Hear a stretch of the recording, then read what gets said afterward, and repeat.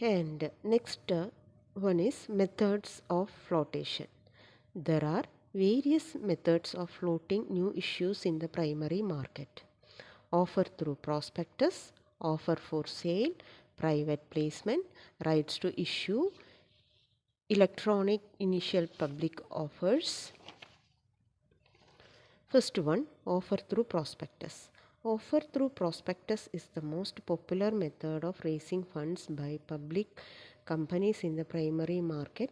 This involves inviting subscription from the public through the issue of prospectus. A prospectus makes a direct appeal to investors to raise capital through an advertisement, newspapers and magazines. The issues may be underwritten and also are required to be listed on the least one stock exchange. The contents of the prospectus have to be in accordance with the provisions of the Companies Act and SEBI disclosure and investor protection guidelines. Offer for sale. Under this method, securities are not issued directly to the public but are offered for sale through intermediaries like issuing houses or stockbrokers. In this case, a company sells securities en bloc at an agreed price to brokers who in turn resell them to the investing public. Third one is private placement. Private placement is the allotment of securities by a company to institutional investors and some selected individuals. It helps to raise capital more quickly than a public issue.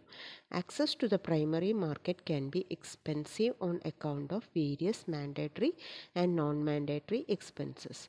Some companies therefore cannot afford a public issue and choose to use private placement. Rights issue.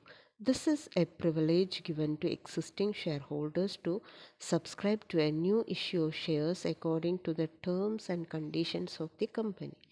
The shareholders are offered the right to buy new shares in proportion to the number of shares they already possess.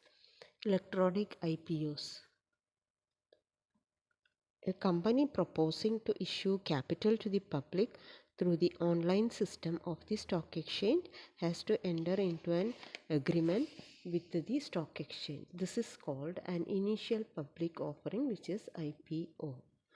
SEBI registered brokers have to be appointed for the purpose of accepting applications and placing orders with the company. The issuer company should also appoint a registrar to the issue having electronic connectivity with the exchange. The issuer company can apply for listing of its securities on any exchange other than the exchange through which it has offered its securities.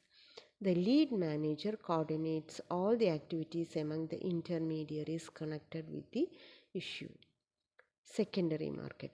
Secondary market is also known as the stock market or stock exchange. It's a market for the purchase and sale of existing securities.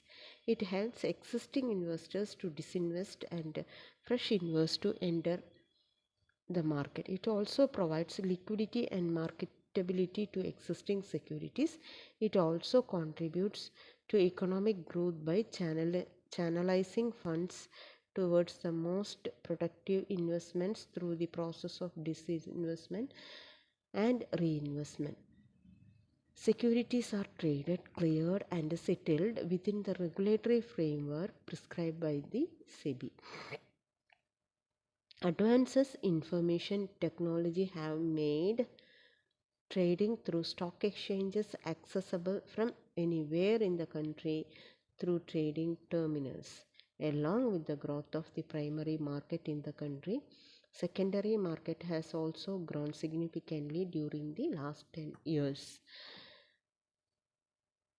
The history of the stock market in India goes back to the end of the 18th century when long-term negotiable securities were first issued.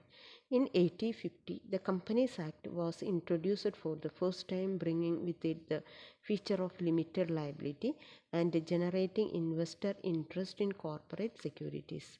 The first stock exchange in India was set up in 1875 as the Native Share and Stockbroker Association in Bombay. Today, it is known as the Bombay Stock Exchange.